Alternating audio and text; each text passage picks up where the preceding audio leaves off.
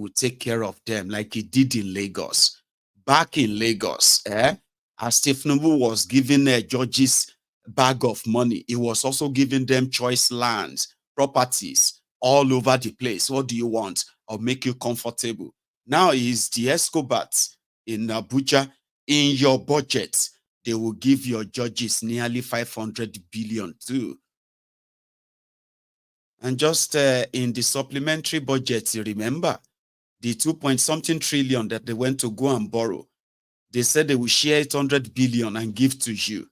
At the end of the day, National Assembly collected over 250 billion from it. From borrowed money, they bought themselves cars. They bought themselves other things that they needed from that money. Now, in this new one, like, Baba, the judges in that last time, they collected over 49 billion. That's how much Kolu gave them from the borrowed money last year. Now, this year, the judges are collecting over 500 billion too from Tinubu from borrowed money, the one that they are going to devalue the naira for. So if they say we need to endure, you need to ensure, and all of that nonsense. So these guys, they kind of have a conversation around it inside the Arise studio. That's another platform that you can also rely upon or rely on in this 2024, because this is going to be the time that Tinubu is going to consolidate the full state capture. Some of these people will either be chased to exile or arrested. This is the year that you are going to know if Nigerians indeed have been conquered and they can never stand up against these guys. I told you, this is going to be that year. Well, this is how they see it. Agbati and the rest inside, inside Arise after the broadcast. Listen to this. We'll say it was low on detail, but the question people also ask is, it's not a policy speech, it's just a new year, feel-good speech and all of that. But I feel they missed some critical points. I also hit the nail on some critical points. And only time will tell if this resonates with a lot of people. All right. Well, what time will tell, that is very clear. So this morning, is that the speech delivered this morning by the president is dated. It is too obvious that that speech was recorded before the president came to Lagos, because the speech is not contemporaneous enough. And that, I think, is in itself, a scandal. It shows gross indolence on the part of those people who manage the president. And I speak as a person who had gone through this process before. Now, you could see from that delivery that since the speech was recorded in Abuja, I imagine, that there have been developments in the country. A major development will be the killings on the plateau. That was conspicuously absent in that speech. I said, well, the president maybe did not need to go. They are having sent a very powerful delegation. But to they speak to Nigerians on New Year Day and not reflect his awareness and understanding of the killings on the plateau, and considering the fact that only yesterday, 5 more persons were murdered in Boko's local government area, just shows and confirms how dated that speech is. And I put it down to the indolence of his managers. Because wherever the president is, there's enough facility to update speeches, to change recordings. It's not as if it's a lengthy presentation. They could have updated the speech, do a fresh recording yesterday, and it will have been up to date. The other major omission is that on Saturday, the National Assembly of Nigeria passed the 2024 appropriation bill, although there are many problems with that, as analysts have pointed out, specifically Dr. Dili Shubowale, saying that that budget is dead on arrival, and that the only indications that you could pick out of it as a professional economist is scarcity, uncertainty, and chaos, and that 2024 will be a more difficult year for Nigerians. But the president could have piggybacked on the details of what the Senate did and also address that, because that's also something very fresh. But there was no reference to that in that speech. Now, to the details. The president said we voted for him because he promised us renewed hope and that he's working hard at it and is committed to delivering on that. And he said a number of things that are important to him. Food scarcity, to address food scarcity, to address electricity supply, to address the refineries. Would the refineries work? There's no certainty in that regard. And maybe that's the uncertainty that Dele Shoboale is talking about. Now he's talking about food supply. What is the guarantee that you can have food supply if there is still insecurity in the country? The president says in that speech, in fact, that security in the country has improved. Now, how do you say that to Nigerians just less than a week after people were being killed almost on a daily basis in over 58 communities in Plateau? How does that provide a justification for the claim that you make? He said electricity supply. At a time when power generation, power supply, power distribution in Nigeria is in the dark alley of 4,000 megawatts for over 200 million people. So how is that improvement in power supply? The president also talked about his commitment to attracting foreign investment, FDI, at a time within the same week that the National Bureau of Statistics announced to us that capital importation to the country has fallen, and that 27 states of the Federation attracted zero importation of capital. And at a time where we've been told that companies are leaving Nigeria, P&G has left, Jumia may follow, ShopRite is following, other companies like that are leaving Nigeria in droves.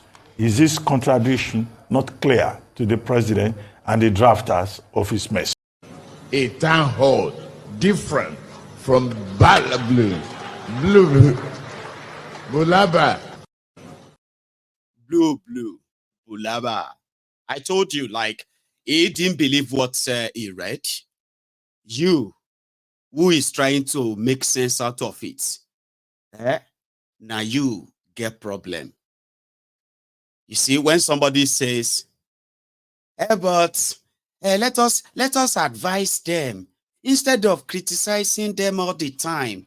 We should try and advise the government on what to do. This is part of this is like another kind of gaslighting. You know, some people believe that this Tinubu and his gang, they don't know what they are doing. So they need their, they need the advice of somebody like Mayegun to now tell them why it is important to invest in real infrastructure, not buying yourself some luxury. So when people tell you, let us try and advise them. In 2023, I remember telling your brethren that people who try to want to be politically correct, who are trying to kind of shut you up from talking, they will tell you that instead of, you should advise them or you should pray for them. I remember telling all of us that when people like that come, when you come across people like that, curse them in your own language. Because the intention is they know that these criminals don't need your advice. They don't need my advice. They know exactly what they are doing. So for those who kind of listen to them and believe in them, expecting all of us to be like them in 2024, I have been told, they said the slogan for 2024 is no grief for anybody. We won't try turn you to mumu to start believing in one Nigeria. Do not accept, do not grieve for anybody. When they try to want to brainwash you, when they want to try to use political correctness or gaslighting to kind of shut you up, no grief, whether old person or young person, whether now your pastor or not, you're your imam, face them face to face and tell them, speak out your mind, okay? Do not. They want us to shut up. But we want a lot of people to continue to speak out. Like I said, you are looking for the platform that will make you understand why you are angry with Nigeria. Where or what is the reason for your anger? Like why? And what do you want to do about it? This is the platform for it. So it simply means that your anger is valid. Your rejection of the frauduria is legit. The criminals who wants to condition you into what you don't want to be, they are not giving up. You must not give up. You must not play soft. Oh, God, anybody in 2024. Do you understand? Do not grieve for anybody in 2024. Well, let's go a bit further. He's still talking. Here. They go there to pray to God, to seek the face of God. I mean, I've been part of a presidential convoys at home and abroad when I served in government. The convoy that I saw on that Friday just to go to mosque, I think that was unprecedented. And Lagos being the major political base of the president, you ask the question, what is he afraid of? So when it comes to us on New Year Day, and it says we the people must make sacrifice because the country belongs to all of us, well, our leaders showing that this country belongs to all of us, and they themselves are ready to make the necessary sacrifice. The other point that I find disturbing in the president's New Year message, and I hope they won't do it again, by paying attention to necessary details, is that it is full of, again, promises. 7 months after, it is promises. We will step up our plan. We will do this. We hope to do this. We hope to do that. I thought that the standard practice is the imitative declaration of achievements within 100 days. In that whole speech, on New Year Day, 7 months after, I think it's quite disturbing that the president could not point to concrete achievements of what his administration has been able to do. The only thing he pointed out, he said neither here nor there. He said we had a successful transition in 2023. Well, he can say that because he's the main beneficiary. I don't think that those who lost out in that process would be saying the same thing. And he says he will fight every obstacle in the way of business commitment. Okay, which obstacles is he going to fight, really? Is it the foreign exchange crisis? Is it the devaluation of the naira? Is it the lack of confidence and trust on the part of the Nigerian people? Is it the creeping pandemic of empty pockets that Nigerians are groaning under? The fact that they couldn't even have access ahead of the festive period to their money trapped in the banks. With banks in Nigeria now, I've never heard it, that banks will say they don't have money. But in Nigeria, this is the reality. Even the banks don't have money. Even the money that many people are in the bank because many people are dying. Everything are doing. Pressure ti wà. Bá sọ Yorùbá, gbogbo nǹkan ṣẹlẹ̀ ń lù yìí. Pressure ti wà. Èyìnbó kò ṣe sọ. Ṣé ìlú lé fún wa lówó wa ànáwó wá sọ wá di lazy youth. Náà sọ wá di lazy youth. Òun ni mo wà ní táìmù yìí tí mi ò lè lọ bí iṣẹ́. Kò sówó. 2022, 2023, wild. 7 months, ladies and gentlemen. Nigeria has attracted 0 foreign direct investment. Can you even believe that? Can you believe that? 7 months. 0. Meaning there is no single new real business that came to Nigeria in the last 7 months. Like, how do you, what do you think of that? How do you feel about that? Like, do you not just kind of think like, hello, in a moment, like, hello, are you saying there is no foreign direct investment to Nigeria in the last 7 months? Zero? Yes, that's what I said, and it's not me. It is the NBS, National Bureau of Statistics. Tinubu has been to about 8 or 9 countries or 9 foreign trips. He's been to France, he's been to Germany, he's been to India, he's been to Dubai, he's been to Saudi Arabia, he's been to, where else again? He's been to Ghana, he's been to Guinea, he's been to where? Kenya, where again? And all of this is said is probably talking about bringing investors. When they went to New York, where they spent over 1 billion. Man.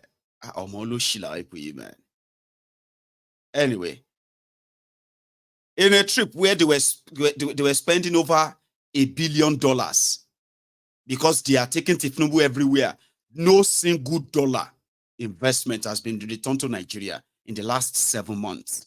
That's not my fault. You can't blame me for that. You can't say I am happy for that because, listen, all of you now, we deal with them, they hope and listen to them.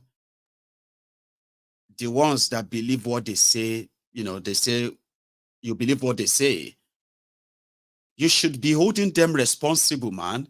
USA, again, US, where they spent 420,000 on hotel. And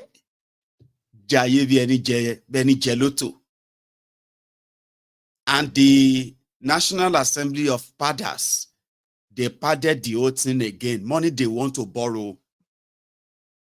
Boko Haram, can you even believe that too? Boko Haram, they are not just kidnapping and killing people. They were bombing infrastructures. They went to Shiroro in Niger State. They went to Shiroro and they bombed the power line that is bringing power from Kainji, Abina, Shiroro. And Nigeria lost over 400 megawatts of electricity since then. Bokolu is telling people that he's working with Siemens and they are waiting for him. So the National Assembly of Padders, who don't give a damn, just get the money. You are hearing that Emefiole printed 27.4 trillion naira for ways and means, and he gave it to Bukuari and the 36 state governors, senators. They shared the money. Nobody can point to what they used the money. 27.8 trillion naira cash that Emefiole printed in 8 years. Nobody can say where is the money or what they used the money for. Now, 2 days before Bukuari handed over power to Tinubu, the National Assembly of Nigeria, where Gbajabiamila Moron was the speaker. Robert Stamplawani was the Senate president. If you remember, 2 days, that was May 27, 2023. They assembled at the National Assembly. And we heard that every senator collected over 100 million naira, while their House of Representative counterparts collected 75 million naira cash provided by the Emefiole Central Bank. Part of printed money, possibly. I know some of you are like, when was that? Don't they give me that? You want them to say you don't forget? Have you forgot that the National Assembly, they have to pass a law that says Emefiole committed no crime. Bukuari did not commit any crime for going ahead to print so much money without the approval of the National Assembly. So you want to tell me you have forgotten that? And you have forgotten the drama where Gbajabiamila was running away from his fellow members because they said they should give them $15 million. So they gave them $15 million. And $15 million, it was the way they were supposed to share the money. Gbajabiamila shared about $7 million from the money to the House of House of Representative members, and he ran away with the rest of the money. You don't forget that. You see? Do you see now? Some of you are sitting down there and be like, no, I didn't remember that too. They collected money to say Emefiole, they printed 27.8 trillion naira cash without the approval of the National Assembly. Bokwari and Emefiole, National Assembly passed the law. They said they did not commit any crime. In fact, they received approval for all the printing money. That's why locking Emefiole up means that all the 360 House of Representative members in 2013, right? 2023, all of the 109 senators, all of them will be arrested. They will be arrested and they will be jailed for collaborating with Emefiole, Bokwari, in fleecing Nigerians 27.8 trillion naira money printed by Emefiole. It's a crime, but National Assembly already endorsed it, they passed it. In the case, if they take Emefiole to court about this money, they know that's why they won't take him to court per se. And they are not after those who are behind that money. 27.8 trillion naira printed, and nobody knows where the money is. Now, guess what? That has led Nigeria to this hyperinflation, the further destruction of the Nigerian naira. But what is Tinubu doing? Now, you are facing hardship. You are facing all the hardship of, the cost of living, like he mentioned, though. Now, to you, maybe they are doing something that, okay, it's just for the meantime. Here you get, for the meantime. No, they said it's for the meantime. By the time everything they are working on comes to life, all this hardship, it will reduce and it will go away. You are believing that, Abi, but guess what they are doing? It took Bokwari 8 years to print 27.8 trillion naira. And guess what? It took him 3.5 years to print up to 7 trillion naira. Do you know how much Tinubu is currently asking the Central Bank of Nigeria to print for him so that they can fund the 2024 budget? Apart from borrowing, they said revenue. Revenue is to be like the taxes they generate from you in 2024, okay? But now, because they know that a lot of Nigerians are poorer, they are never going to generate real money. So they decided to go. First tranche of Tinubu's money that Tinubu will ask for, 7.3 trillion naira cash, is what Tinubu asked Central Bank to print for him now. And guess what? It's not going to be presented as ways and means. The National Assembly of Akpabiole, Atabasi, the two of them have agreed to give him the waiver and say, yes, by law, Tinubu can print money. So he has gotten that approval now. Central Bank of Nigeria will print 7.3 trillion. This is not money generated from anywhere, just paper printed. And they are going to report it as revenue. Yeah, it's going to be for 2024, they will add it and say, 2024, we generated revenue of 18 trillion. Guess what? They probably will print the entire 18 trillion naira. The same thing that brought Nigeria to where you are now. That some of you are waiting, that you need to sacrifice. You are sacrificing. Abi? Wait. Before we go into that, because they have now signed that budget. No question asked. They have signed it. Tinubu has signed it. And a lot of you are waiting for what? Nigeria to change and things to begin to get better. Oh my shit. I won't go back to that Arise studio. This lady. New Year's speech by Mr. President, unfortunately, was quite lightweight. And the reason I've said that this morning is because the mandate on which the president ran and which he's continued as a mantra in his administration is that of renewed hope. And more than ever in Nigeria currently, the people need hope. In fact, one of the reasons why people still wake up and move around is because there's a glimmer of hope that things will be better, and the trust is on the leaders to ensure that things actually are better. And the responsibility of a leader is to deal in hope, is to sell hope, even beyond having the mantra of renewed hope. And therefore you'd imagine or expect that the president, who has chanted a number of times the Renewed Hope Initiative, the Renewed Hope Agenda, would come with a trailer load of hope for the people of Nigeria who are in dire need of it currently. Unfortunately, the about 13 minutes you watched a few minutes ago didn't quite project that hope for Nigerians. In fact, the number of people would have expected, and maybe I would center on that, what would have liked to hear this morning on New Year's Day. Nigerians are feeling despondent. The president himself acknowledged that inflation is at over 28% currently in the country. There's, the removal of fuel subsidy has put on a tough hardship on the people in the last few months. It is his first time to address the nation, the beginning of the year when people have left the old and there's renewed sense of, okay, this is a new year, it's time to get things right, perhaps things will be better. And so we expected to see that or hear that a bit more in his speech. The only thing he did in that speech was, yes, acknowledge the fact that people had faced hardship. He had to make necessary decisions, policy changes that he acknowledged had affected Nigerians. But what we wanted to hear from our president was what was going to be good for Nigerians in the year 2024. Aside just touching very lightly, I must say, in light of recent events, and like Dr. Bati had mentioned, perhaps now we understand why this was so.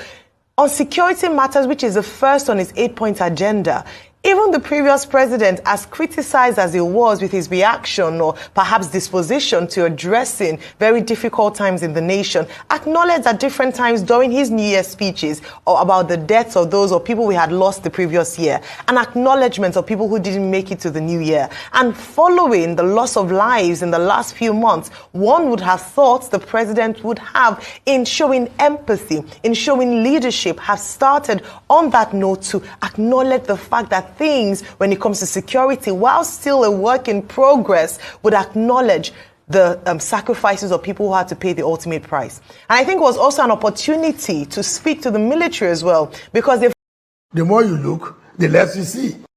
The more you look, the less you see. Because Tinubu, who is selling hope, a snake venom merchant.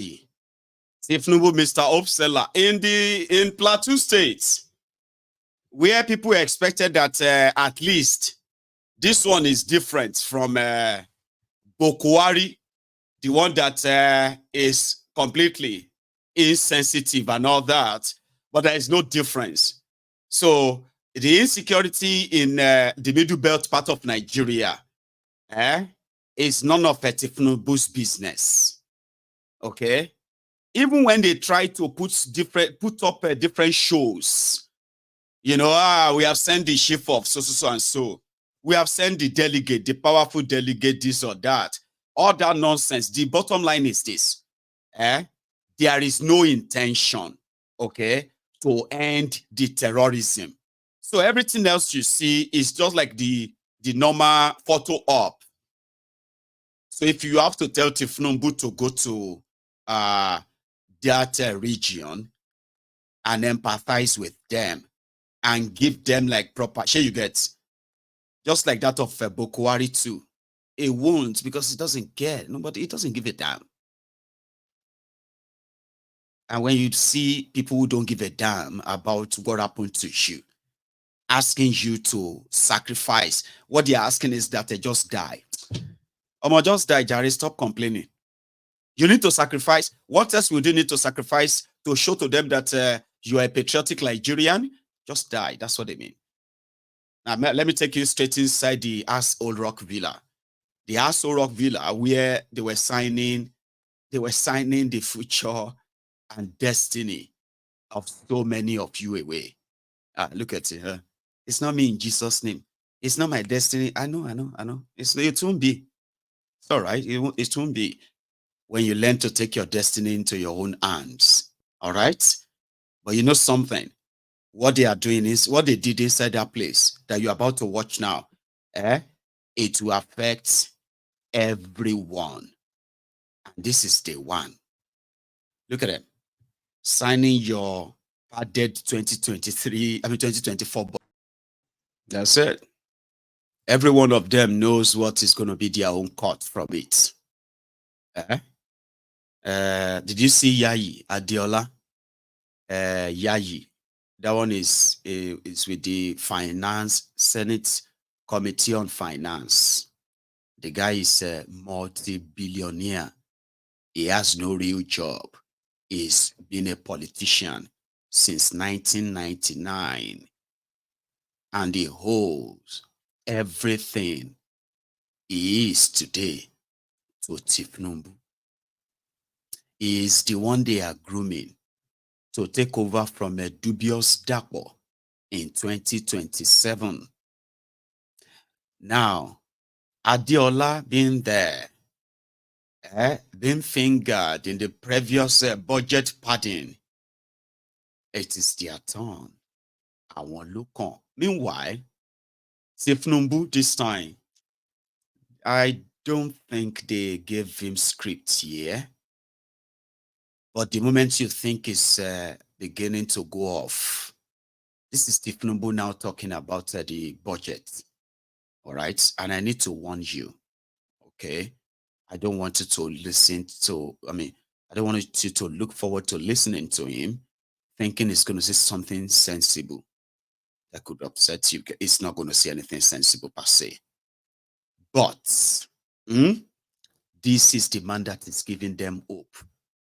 If this man is the one that is giving you hope as the leader of your country, tell me how hopeful you are going to be after this few minutes. Tell me in the comments. Tell me how hopeful, how inspired you are as a Nigerian to be listening to a man who just signed whatever is inside that 28.78 trillion naira. And then he wants to talk to the people who he said is signing it for, right? Tell me the inspiration you pick from this. I want to learn. Every one of us. And I wish you a very prosperous one. It is a promising year for people to even be able to gather, put their energy in place, their thought in place, in the national interests of this country. Today, the first holiday on the calendar. Thank you very much. I want to say,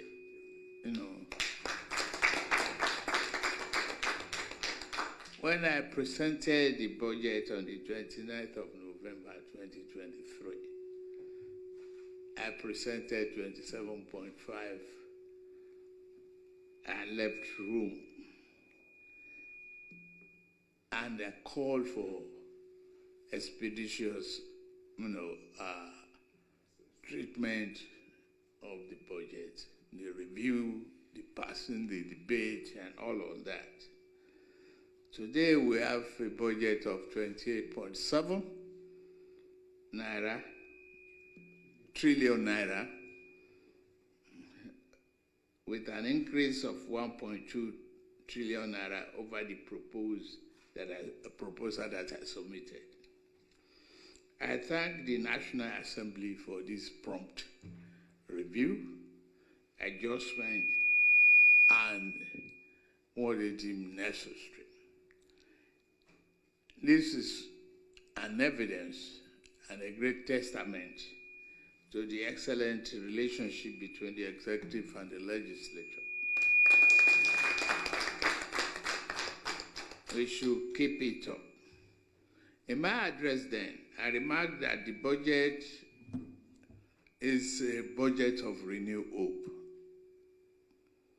It's anchored on reducing the deficit and increasing capital expenditure, particularly in our priority areas.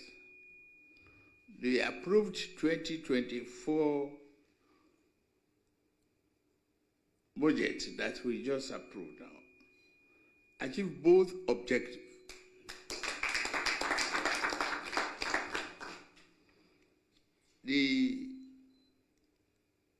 it contains a good increase in the capital side, a reduction in recurrent expenditure, and it brought down the deficit from 6.11%. Nuisance leleyi. Nuisance leleyi. Baba nuisance. But that is the renewed hope. I brought 27.5 trillion, and they brought back 28.7 trillion.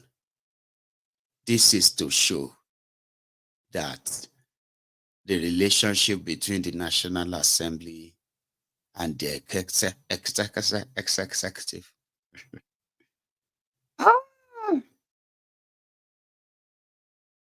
Man, I kind of wish I have the power. I mean, I have power, right, to be able to show, the future to people. Like, just close your eyes here, everybody. Let me show you what it's going to be like. So that was Kolu, giving his thanks to the hawks, the hyenas, the jackals that are going to feast on Nigerians. Like, man, there is no tomorrow. Could you see there that they are all united in the project? Finish them. Finish them. Poo. Finish them. Finish him. That's exactly what this guy represents. You will see Hausa, Igbo, Yoruba, Fulani, Ijo, Berom, Jukun, Ishekiri, Ibibio, and you will see everybody in there. Now all of them, they feasts. It is just the feasting at a different category up there. The rogues are united. I mean, whatever is going to be the extra share of theirs from that padded budget, there's none of them that's going to reject. You will never hear from anyone, whether it's Hausa or Igbo, Yoruba, or a Christian, Muslim, or Northern or Southern, it doesn't matter. You will never see any of them reject any of those national cake, they call it. It's talking about deficit minus. Come on, man. You're going to print money, and then it's going to be used to buy, to fund their luxury life and all that. And then they're going to borrow money as well to pretend that they want to invest in infrastructure that they won't per se or complete or have the intention of completing, right? And then they will make you believe that you just need to be patient. You are just so much in a hurry. That's why you are complaining. It's just 7 months. There's nothing wrong if we have not attracted investors. Hang on. They are coming. There's nothing wrong if you can't see the work we are doing to stop insecurity and stop terrorism. You will still see it. Relax. It is true that people are hungry, but you don't understand. There is so much work we are doing behind the scene. Very soon, you are not going to be hungry again. Come on. And that's why they said you can use propaganda to gain power. You are never going to succeed in using propaganda in staying in that power. You would have to do something. In the case of these rogues, they have nothing they want to do. They are picking dates. They are going to lift a certain number of people out of poverty. There is no plan for that. They're going to dip more of you inside that poverty. A lot of you would have to find your way. Let's use the concluding part because the situation now don't enter Z. Pastor Adeboye came out again and he said, things are going to get worse first before they get better. And people are now asking, So things are still going to get worse than this. Yeah, it's going to get worse. How worse? Very worse. What does that mean? Well, what do you mean, sir? What is no? Then it's going to get better. It's going to then get better. It's going to get better. That is from Pastor Adeboye. Bishop Oyedepo. That one didn't tell anybody whether that one just told everybody that you need to be stronger in spirit too in 2024.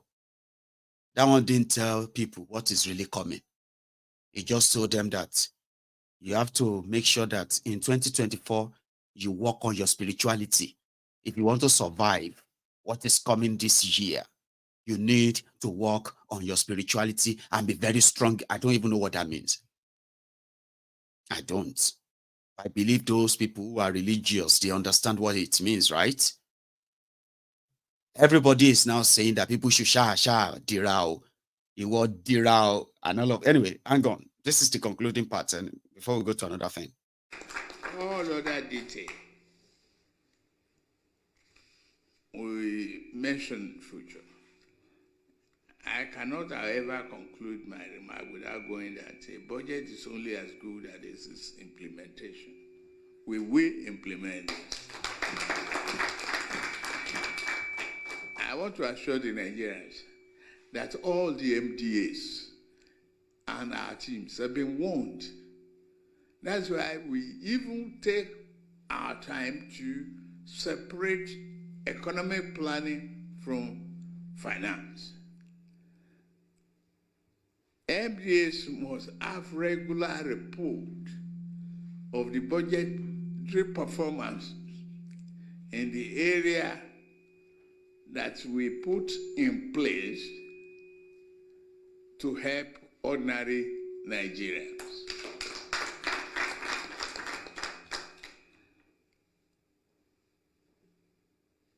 The goal is to promote efficiency, dedication, and accountability. If you cannot do that, you may have to leave us to do the job on your behalf.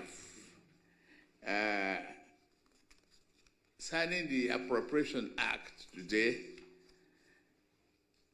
is a great honor because to me as a politician and head of state, there is no holiday when I was campaigning for this job.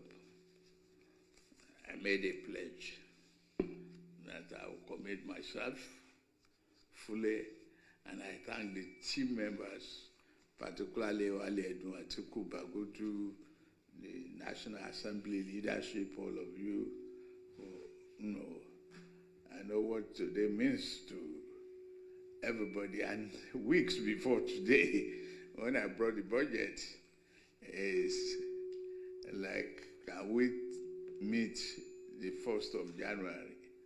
Can we meet the end of December? All in question marks. You deliver sincerely. Nuisance lele. Nuisance lele. I know. I told you, sometimes I kind of like to remind the Lagos Abobakus, okay, the Oshogbo Alimajiris. I kind of like to remind them that they shouldn't feel comfortable on Mayegun's diary political. What is the point that you are seated there and I didn't get you angry? Like I should annoy you. Like that should be normal thing naturally. Like, just get you angry there. How can you call somebody old enough to be your father nuisance delay? I mean, we need to. I have many like you.